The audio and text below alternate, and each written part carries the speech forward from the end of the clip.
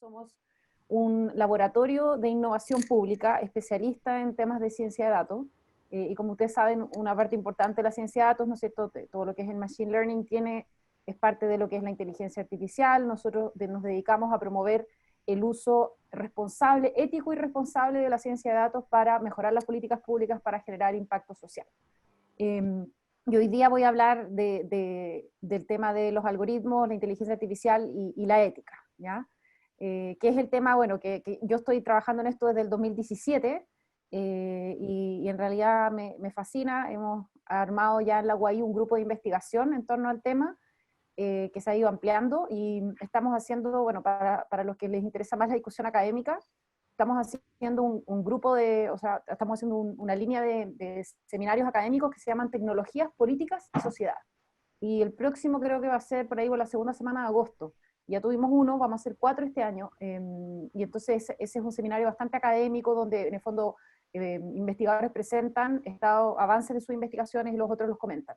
Pero en general también hacemos eventos como más de discutiendo temas de contingencia y todo, así que si les interesa el tema pueden seguir al GovLab en Twitter, que es GovLab UAI. Bueno, entonces lo primero, la inteligencia artificial ya se está usando en Chile y está generando mucho bien. No sé si mucho, pero está generando bien. Existen ya algunos proyectos que podemos decir están generando resultados que son positivos para el país, al menos de lo que sabemos. Hay algunos que tenemos más resultados que otros. Por ejemplo, un caso emblemático es el software que reconoce señales de retinopatía diabética, que es una enfermedad que pueden desarrollar los diabéticos y que genera ceguera. Sí, es bastante grave el tema. La cobertura de este examen, que es un examen de fondo de ojo que después lo analizaba antes un oftalmólogo, y la cobertura era bastante baja. Y gracias a lo que se hace ahora, en el fondo se hace un tamizaje, un screening, como le llaman en el mundo de la salud, que los exámenes de fondo de ojos que pueden ser tomados por profesionales, por ejemplo, los tecnólogos médicos, que hay bastantes más en el país que oftalmólogos.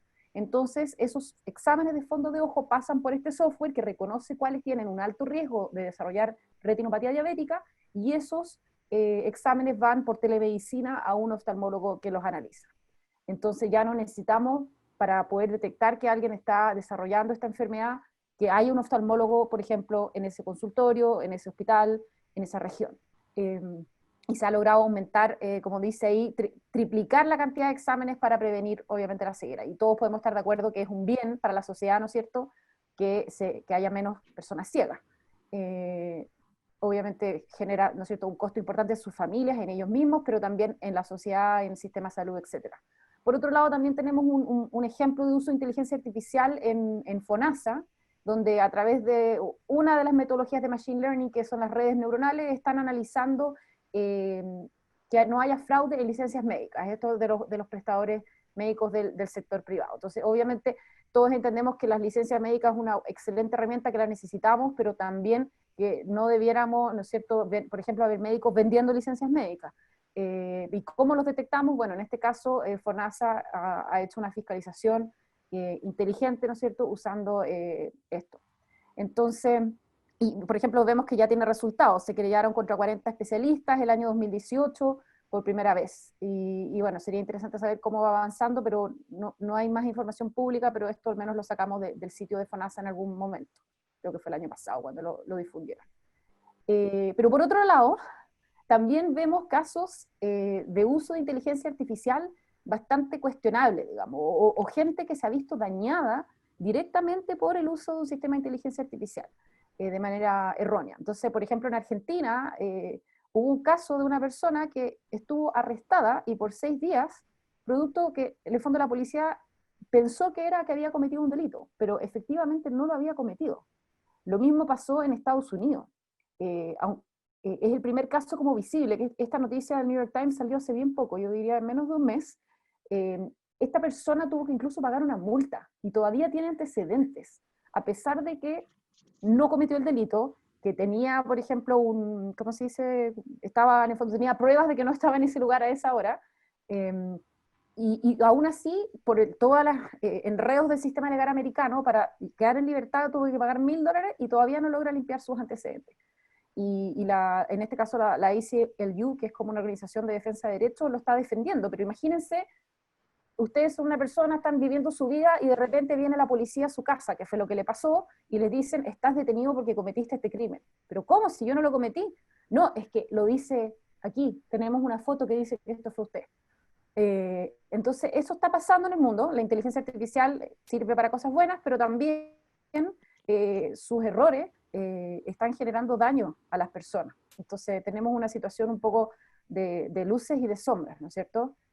Voy a aclarar ahora algunos conceptos después de darle esta mini introducción de a qué nos estamos refiriendo. La inteligencia artificial básicamente son tecnología basada en algoritmos que tratan de imitar un poco tareas que hacen los humanos, ¿no es cierto? Tareas que pueden ser complejas, como por ejemplo detectar que un ojo, que una retina tiene una enfermedad.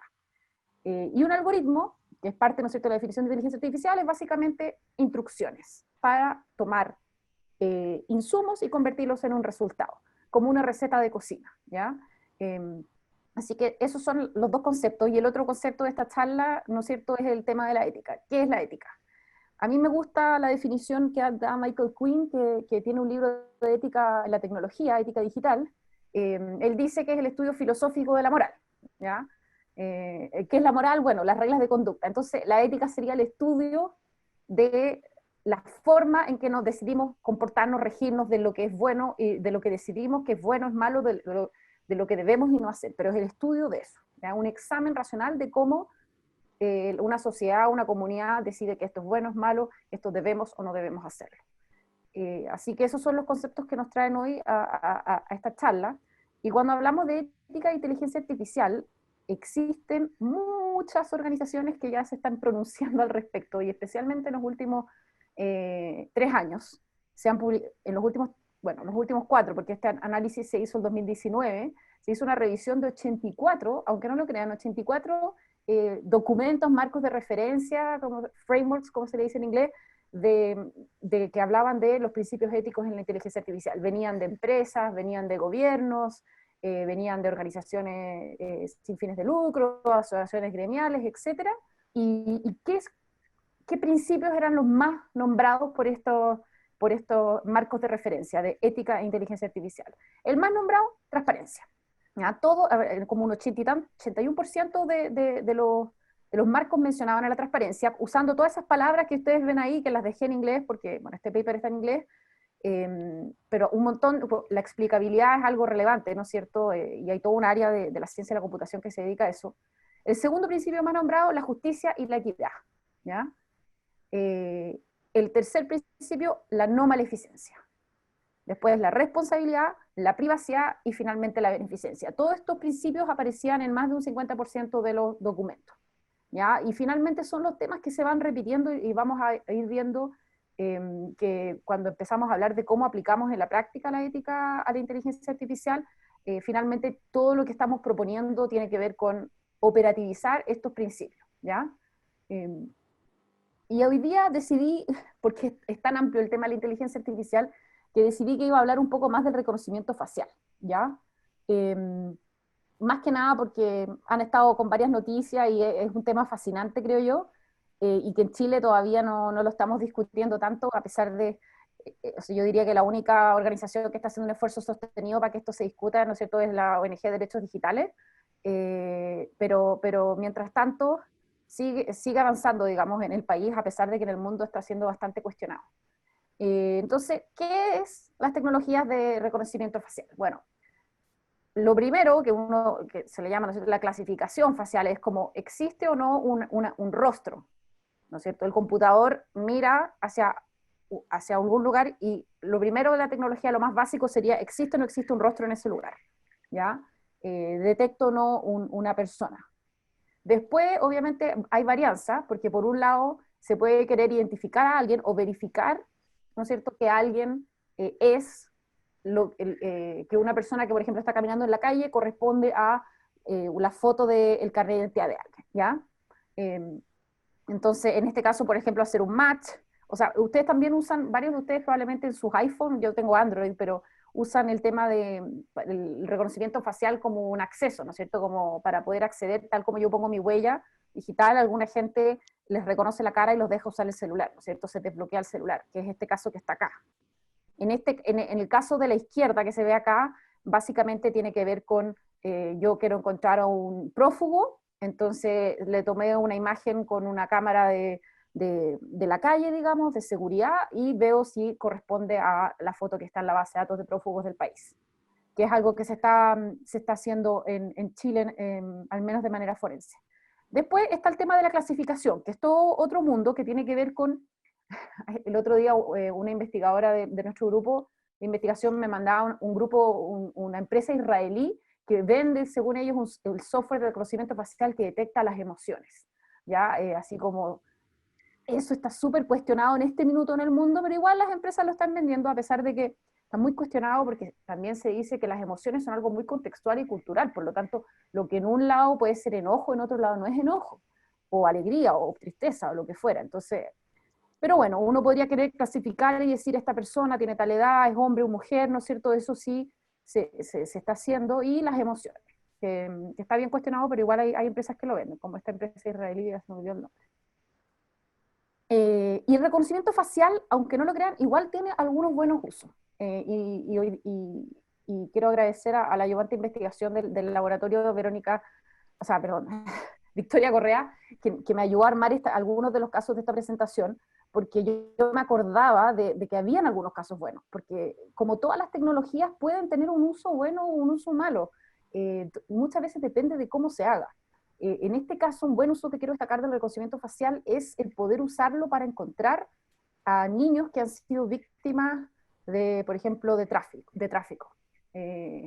tráfico, ¿no es cierto?, trata de blancas, se les dice, pero pueden haber sido raptados en algún minuto, y hay una ONG que se llama Thorn, que en alianza con Amazon, usando algoritmos de reconocimiento facial que ha desarrollado Amazon, eh, estos algoritmos recorren en el fondo los avisos de publicidad, por ejemplo, como de pornografía infantil, de prostitución, y revisan las imágenes, ¿ya? Y las comparan con una base de datos que administra esta ONG que se llama el National Center for Missing and Exploited Children.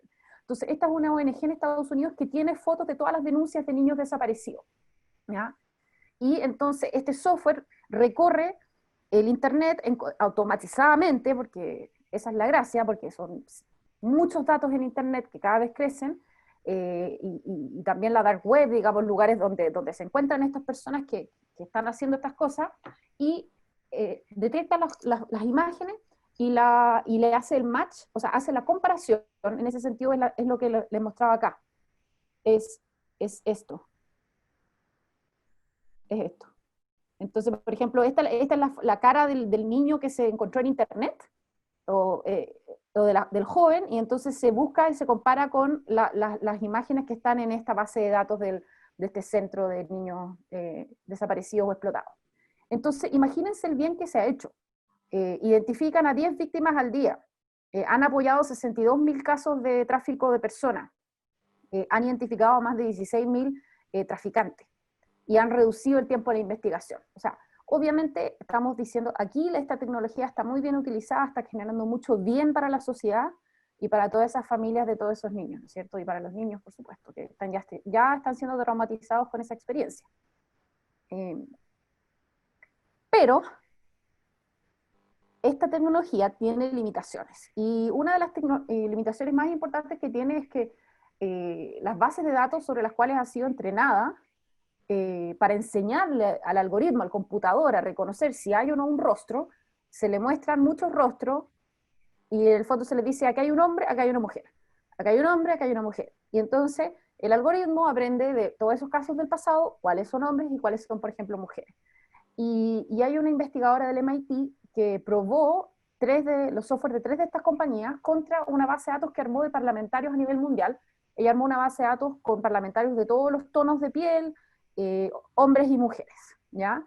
Y básicamente tomó los software de Microsoft, de Face++ y de IBM, y vio cuán certeros eran en reconocer que ahí había un hombre, una mujer, eh, y básicamente lo que vio ahí es que en general Microsoft tenía una precisión del 94%. el Face 90% y IBM 88%. ¿Ya? Entonces uno diría, bueno, bastante bueno, ¿no es cierto? El tema es que esto es la evaluación sobre la población completa.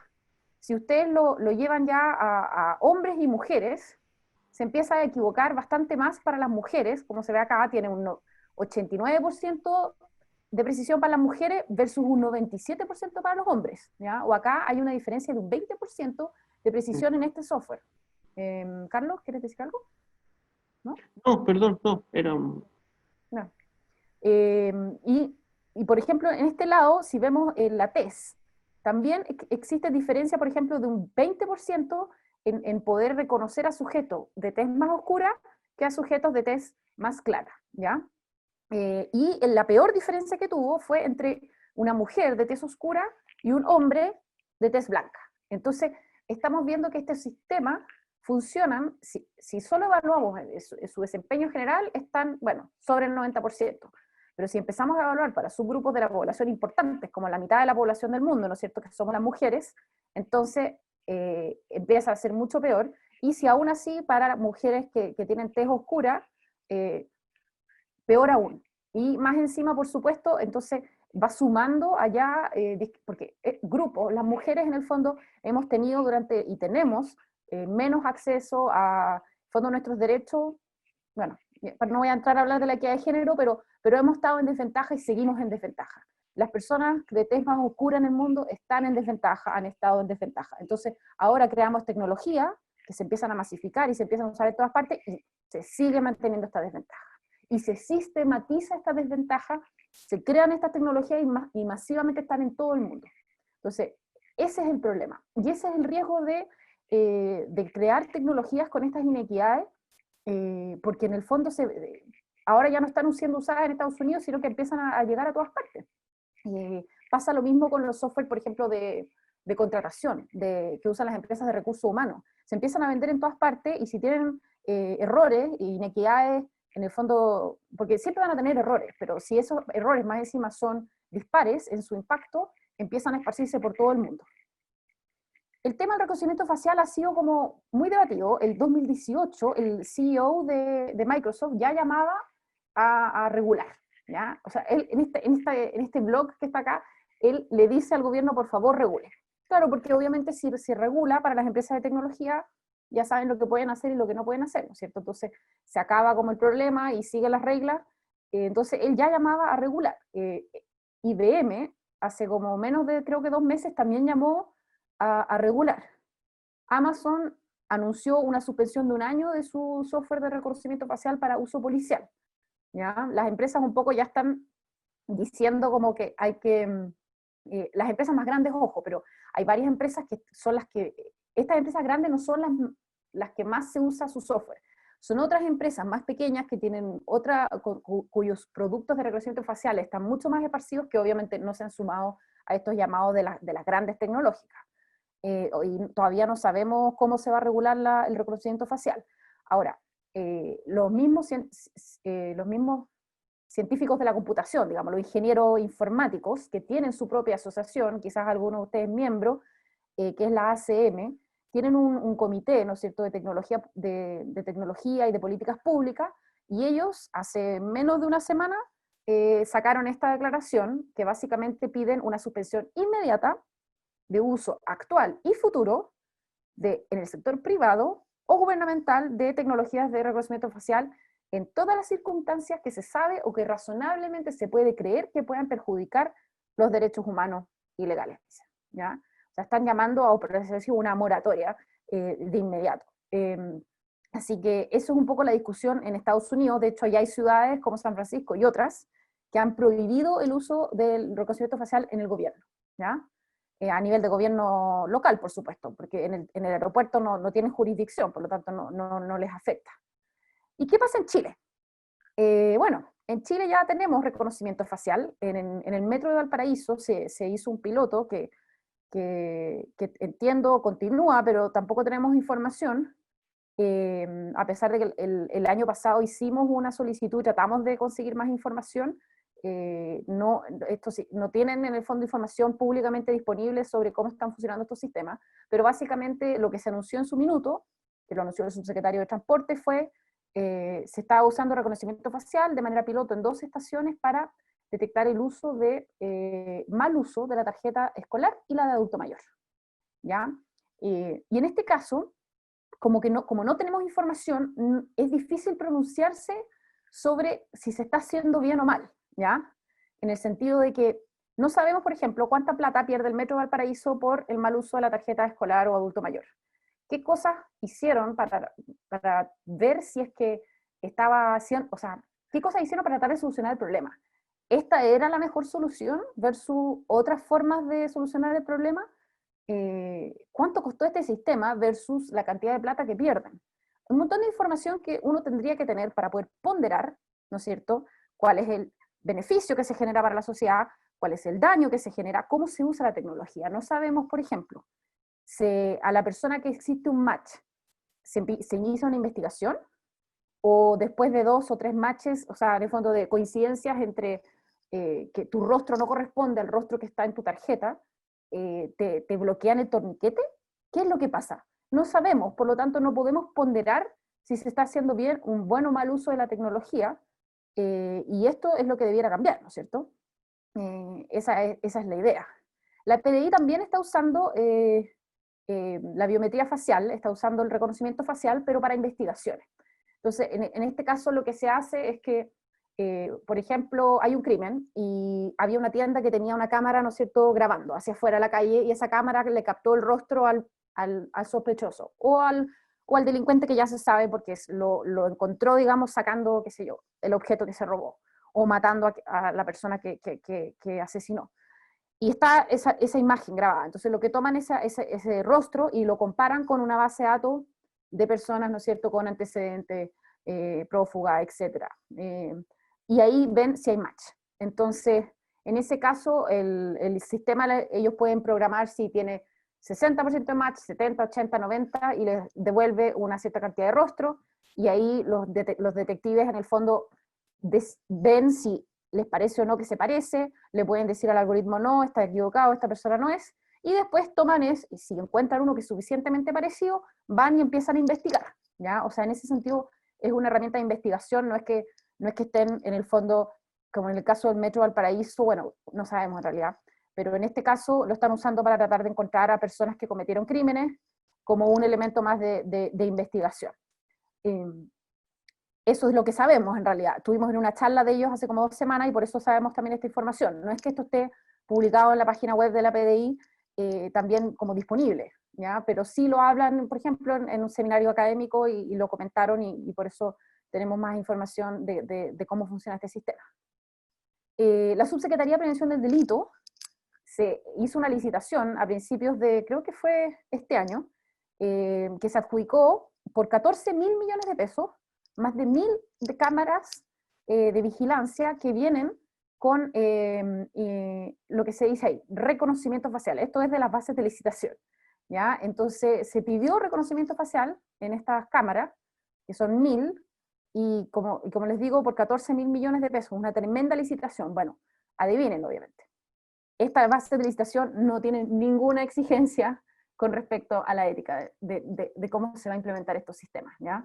Me imagino que por lo menos va a haber protección de datos, porque tenemos una ley vigente, aunque no sea muy buena, pero hay algo, pero de otros sistemas con respecto a cómo se van a usar, por ejemplo, esas imágenes, y si en ese proceso se va a incorporar en el fondo estos principios para poder implementar estos sistemas de manera ética, hacerse cargo también de los porcentajes de error que esta tecnología tiene, está hiperprobado, eso no está en las bases de licitación, ¿ya?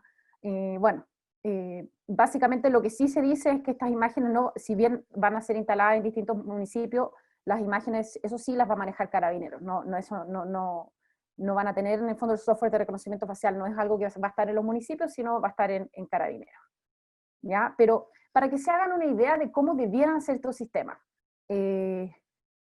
la Policía Metropolitana de Londres tiene un piloto o sea, ya no es un piloto, están haciendo live, lo que ellos le llaman live facial recognition, o sea, es reconocimiento facial en vivo, ¿ya?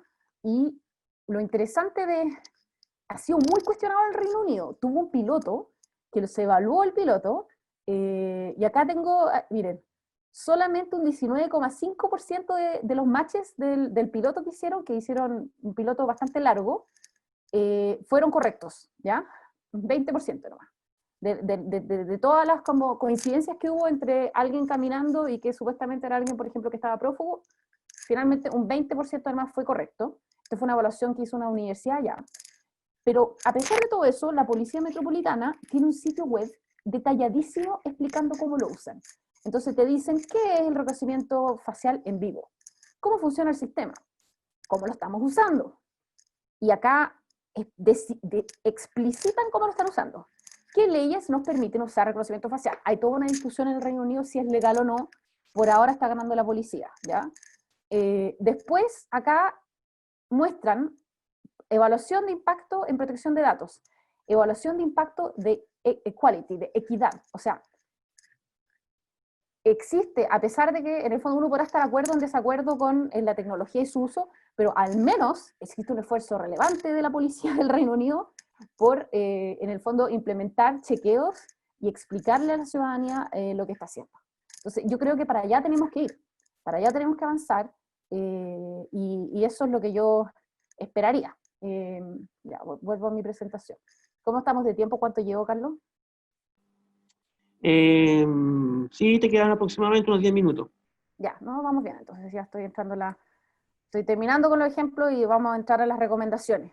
Súper, perfecto. Los sistemas, algo muy importante para toda la gente que son del mundo del STS, CTS, la ciencia, tecnología y las...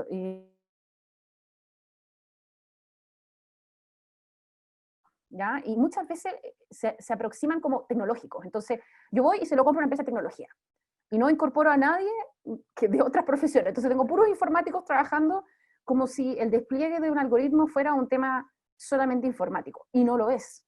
Los algoritmos interactúan con personas que toman decisiones, por ejemplo, doctores que van a revisar el resultado, ¿no es cierto?, de una recomendación de riesgo.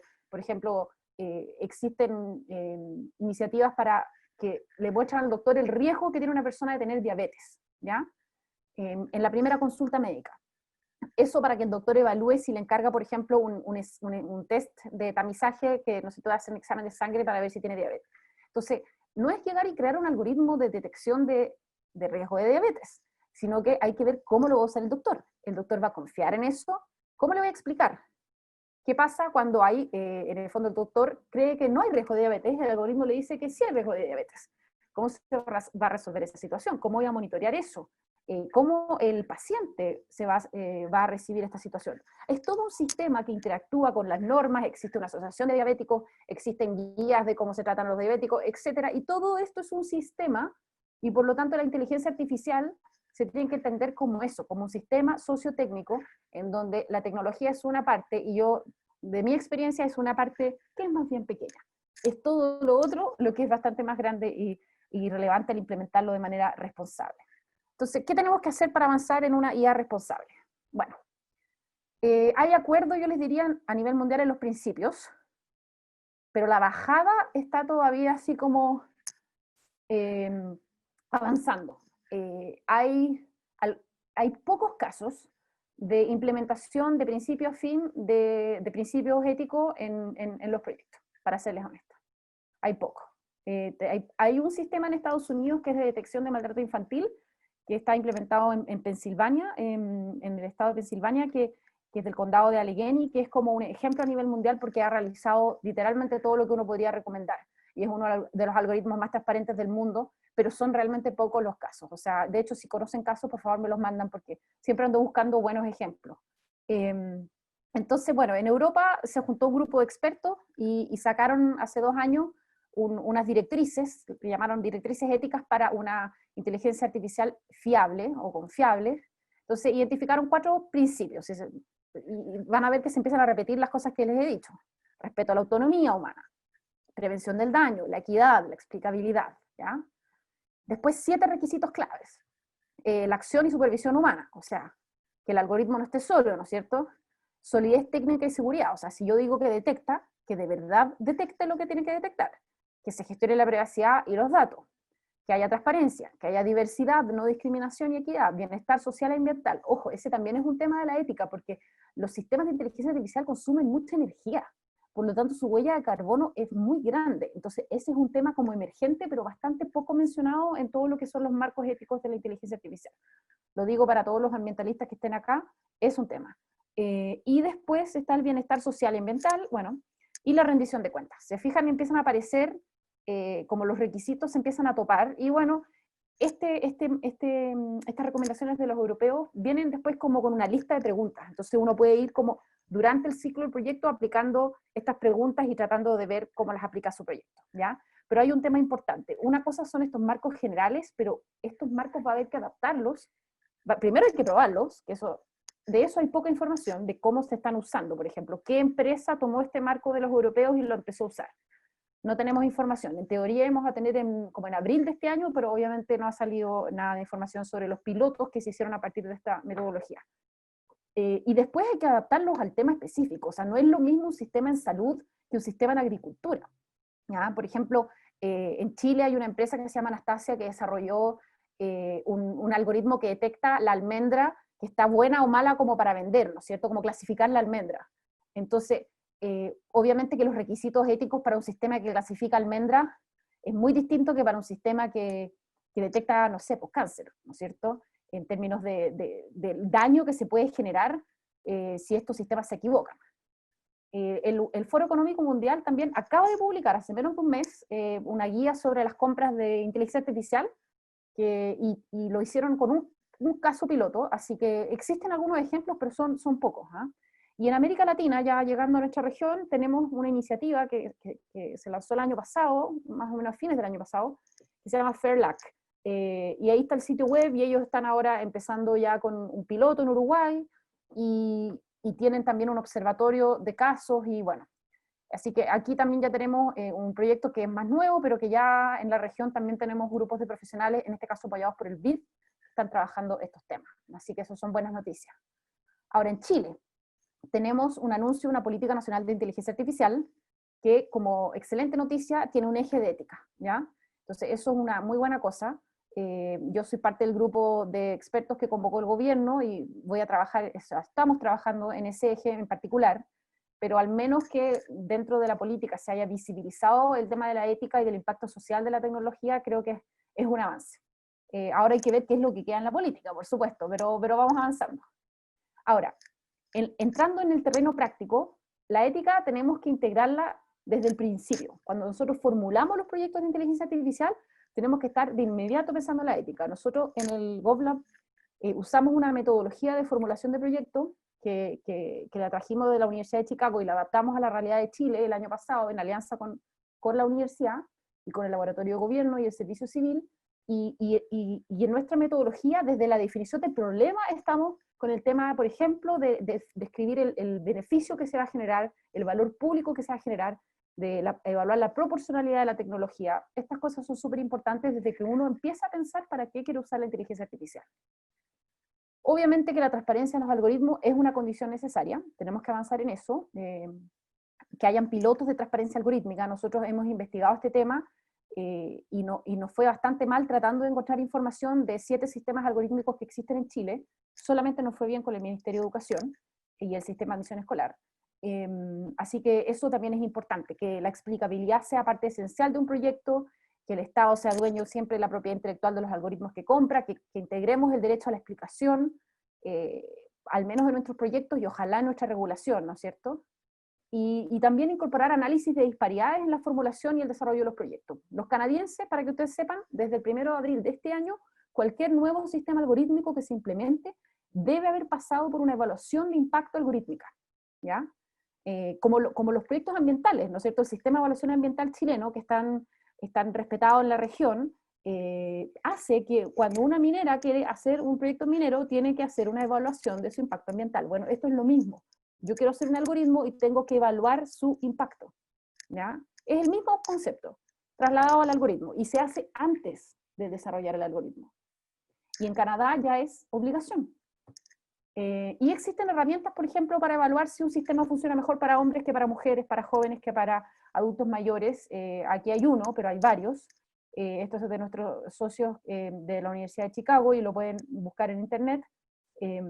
Así que ya existen herramientas que permiten al menos detectar el sesgo de nuestro sistema, y obviamente después va a haber que mitigar esos sesgos, ¿no es cierto? Finalmente, para resumir, aquí puse una gran cantidad de medidas que se pueden hacer para tener IA responsable. Desde el inicio del proyecto, cuando estamos definiendo los beneficios, los daños, evaluando la proporcionalidad de la tecnología, diagnosticando los sesgos, analizando las disparidades, seleccionando los modelos no solo en base al desempeño sobre toda la población, no solo en base a la precisión, sino también a su explicabilidad, y incorporando la equidad, haciendo evaluaciones independientes, diseñando mitigaciones, auditando los sistemas, monitoreando su cumplimiento, y evaluaciones de impacto. Son hartas cosas las que se pueden hacer, y muchas las que no se están haciendo. Nosotros en la UAI tenemos un curso que estamos lanzando ahora por primera vez de ética de los datos, parte el 3 de agosto, y lo estamos enseñando con un profesor que es filósofo y Romina Garrido, que es abogada, que es experta en tecnología de protección de datos, y yo. Así que estamos tratando de aportar porque sentimos que hace falta bastante conocimiento de este tema, y creemos que es necesario que todos los proyectos de inteligencia artificial y de datos incorporen estos aspectos desde un principio. Incluso, tal como hay una discusión mundial sobre incluso la regulación que debieran tener, tal como por ejemplo los medicamentos pasan por evaluaciones y testeos rigurosos, ¿no es cierto? Primero en animales, después en ensayos controlados, que pasan por comités de ética, y toda esa industria está regulada.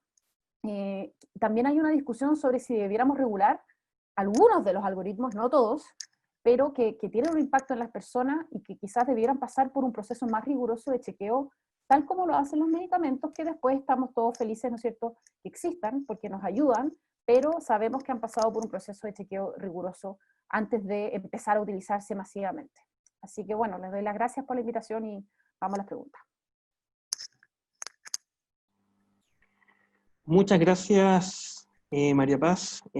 Una presentación completísima, robusta. Yo creo que hay un sinfín de planteamientos, de discusiones y de desafíos que se nos plantea la inteligencia artificial, el reconocimiento facial como tal, y toda la vanguardia que ello implica en la apertura de las tecnologías que se vienen posteriormente a partir de estos elementos.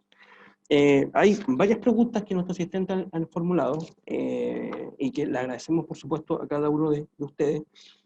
Partamos con la primera. Rodrigo Canales, que es docente de CISA, pregunta lo siguiente, María Paz. Dice, ¿cómo se ve el reconocimiento facial con respecto a la protección de datos personales? La primera pregunta. Bueno, el reconocimiento facial trata con datos sensibles, ¿no es cierto? No solo datos personales, sino datos sensibles, porque son biométricos. De hecho, en la nueva, o sea, en la reforma de la Ley de Protección de Datos que está tramitándose en el Congreso, se reconoce explícitamente los datos biométricos como sensibles. Por lo tanto, los sistemas de reconocimiento facial debieran tener los estándares más altos de protección de datos que existen, que obviamente, por ejemplo, en el fondo, privacidad por diseño, ¿no es cierto? Privacidad por defecto, que involucran una serie de medidas para poder hacer, de fondo, que se resguarde la privacidad. Por ejemplo, en el sistema, en el caso que les mostré de la policía del Reino Unido, determinan un tiempo que se van a guardar esas imágenes, ¿ya? Y después se van a borrar. Y no es que se van a tener para siempre, creo que no sé si era un mes, pero bueno, pero básicamente un tiempo acotado. Después, bueno, hay muchas medidas, ¿no es cierto?, de seguridad de la información, quién tiene acceso de los perfiles, pero básicamente debiera ser el estándar más alto. Y por lo tanto, la ley de Chile no es el estándar. O sea, si yo estuviera implementando este sistema en Chile, en un organismo público, me basaría en el estándar europeo. Como, ¿no es cierto?, tratar de al menos llegar a ese estándar, pero el estándar de Chile actual es una ley que está muy desprestigiada, por lo tanto, bueno, algo que quizás no mencioné tanto es el concepto de la licencia social, ¿eh? Y lo voy a mencionar acá. Una cosa es el cumplimiento legal y lo otro es la aceptación que la sociedad, que una comunidad puede tener sobre el uso que se le dé a una tecnología, a un algoritmo, a los datos en sí. Entonces, la licencia social es importante construirla y mantenerla. Y en este caso, en el caso de la protección de datos, cumplir con la ley actual en Chile no es suficiente para obtener una buena licencia social, porque es una ley que está reconocida, es del año 99. Entonces, y llevamos no sé cuántos proyectos eran por tratar de modificarla y todavía no lo logramos. O sea, ya llevamos 20 años tratando de modificar la ley. Entonces, bueno, no sé si 20, pero al menos 10 años han habido hartos proyectos, y entonces necesitaríamos aplicar un estándar muy superior al de la ley chilena para tener un buen uso de reconocimiento facial, y eso sin reconocer las limitaciones. Hay mucha gente que dice, no usen el reconocimiento facial por ahora. Ahora es distinto en el tema de los niños, porque de los niños, ¿no es cierto?, el tráfico de personas, porque aunque se equivoque en muchos casos, si en el 10% le acierta, en el caso del tráfico de personas, bueno, bienvenido sea, ¿no es cierto?, porque van a ser 5.000 niños que vamos a haber sacado del tráfico, o sea, por eso, pero es muy distinto que cuando es para detener personas, porque si solo le acierta el 10% de los casos, y el efecto es que se detienen personas, entonces son otros, se fijan, depende para qué se use. Sí, claramente hay toda una discusión que se abre. Mira, esta pregunta la formula Lina León Álvarez, ella es consultora de innovación, y pregunta lo siguiente en términos de desarrollo tecnológico. ¿Cómo se maneja el tema del conocimiento informado en participantes de este tipo de tecnología? En el caso público en general, por supuesto, no sabe, ni siquiera se enteran de esto. ¿Cómo funciona esta temática en este tipo de tecnología?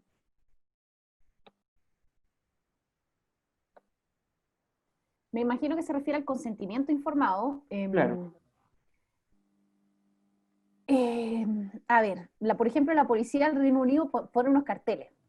Entonces, hay un poste donde hay una cámara y ahí dice, esta cámara tiene reconocimiento facial, y ellos declaran, en el sitio web, por ejemplo, declaran que si tú tratas de evitar la cámara, eso no se considera como una infracción. Creo que en centros comerciales también te pueden poner en la entrada, no sé, tu cartelito que te dice, bueno, si tú entras aquí, estás consintiendo a esto.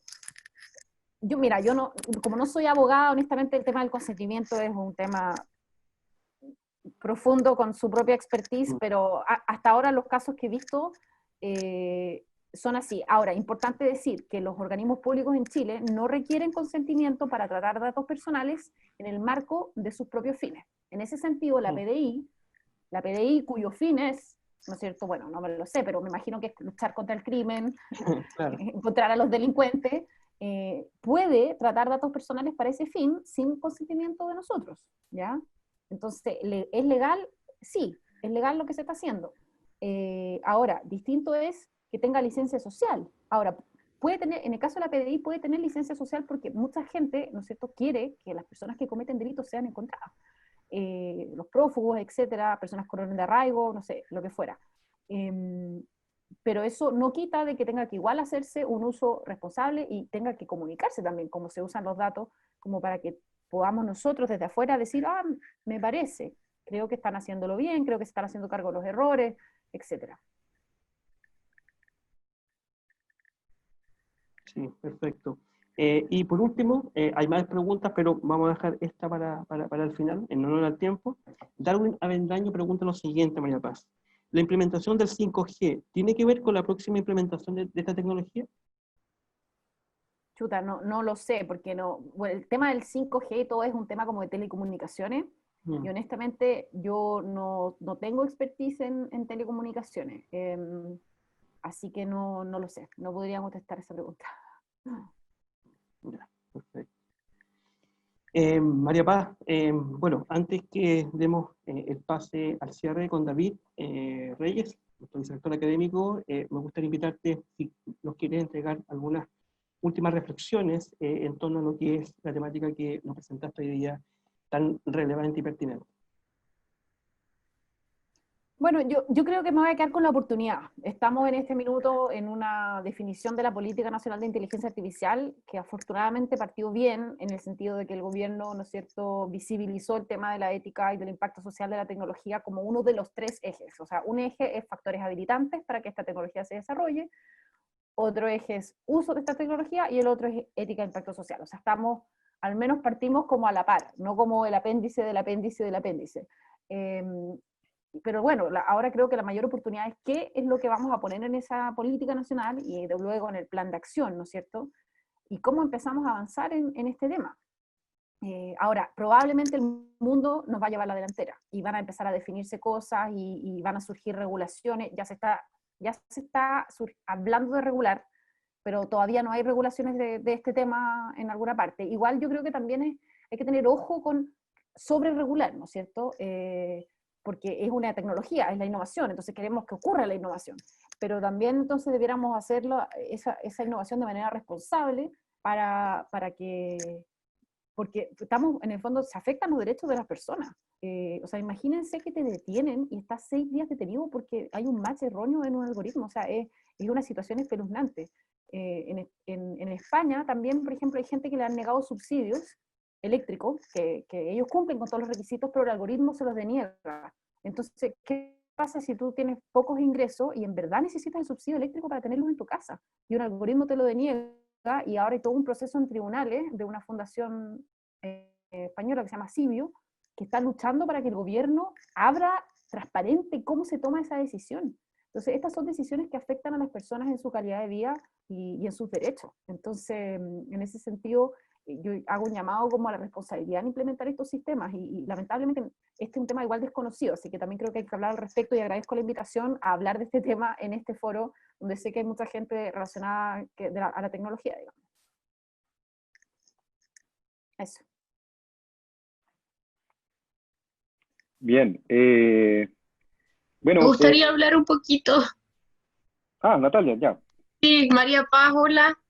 Yo soy Natalia, soy la directora de Asuntos Estudiantiles y te quería dar las gracias por el tiempo, por la pasión con la que habla de este tema. Es súper alucinante y sobre todo el impacto social que tiene. Creo que es muy relevante hacerlo notar. Cuando hablaste del tema de género me hizo mucho sentido de que incluso ahí se están reproduciendo esas desigualdades, lo encuentro un poco terrible. Así que nada, muchas gracias a todos los participantes, a nuestras y nuestros estudiantes, y los dejo invitados a las próximas charlas que vamos a hacer. David, ¿quieres dar? Sí, no, bueno, yo me sumo también a las palabras de Natalia y Carlos. Creo que queremos agradecer enormemente, María Paz, tu voluntad, ¿cierto? Creo que nos deja planteadas muchas preguntas, no solamente como de cómo abordarlos también con nuestros estudiantes, sino también como sociedad. Creo que hay una brecha bastante grande, no solamente de cobertura, sino también de implementación, ¿cierto? Adopción tecnológica, de que yo sé que el gobierno y también la política pública está preocupado de este tema, ¿cierto? Y para eso también necesitamos también voluntad también de los institutos de formación profesional para poder también hablar de este tema, también de las universidades, ¿cierto? Para ir implementando también la innovación y el desarrollo en este escenario. Y bueno, y cuenta con toda nuestra disposición, te agradecemos de que hayas compartido un ratito, ¿cierto?, de lo que tú estás haciendo, la voluntad también de nuestros estudiantes que hoy día nos están escuchando también, que es un tema muy importante también para ellos en el día a día, y también a todas las personas que asistieron, ¿cierto? Hubo una muy buena adhesión hoy día, te quiero dar esa retroalimentación, a pesar que comenzamos un poquito más tarde, pero bueno, son parte también de los problemas también de la tecnología, que tenemos que ir familiarizando día a día para poder también subirnos a este nuevo escenario, ¿cierto? Que es la transformación tecnológica y la transformación también digital. Así que te deseo mucho éxito en este desafío que tienes, que te vaya muy bien en esta asesoría que se viene también pronto, y te dejamos a todos invitados a seguir en las redes sociales las próximas charlas que se vienen en este ciclo también de 2020-30. Así que le deseamos a todos una muy buenas noches y se cuiden. Así que muchas gracias, María Paz. Gracias a usted. Se me olvidó mencionar que el Ministerio de Ciencia, tipo septiembre, bueno, igual la fecha es incierta por la pandemia, pero va a haber un momento en donde se va a publicar el borrador de la Política Nacional de Inteligencia Artificial y se va a abrir a consulta pública. Y ojalá en ese minuto haya harta participación, por ejemplo, pidiendo que esté el tema de la ética, medidas, Así que va a haber un momento de participación ciudadana en esta política nacional y ojalá que se pueda aprovechar esa instancia. Y finalmente en el chat compartí un link de un documento que hicimos de política pública para el BID sobre gestión ética de datos, más orientado hacia los datos, obviamente también cubre cosas de inteligencia artificial, así que si les interesa también está en español, y es una buena forma también de aproximarse al tema porque resume bastante todo lo que yo he planteado. Eso. Muchas gracias, María Paz. Mucho éxito. Gracias a todos. Gracias.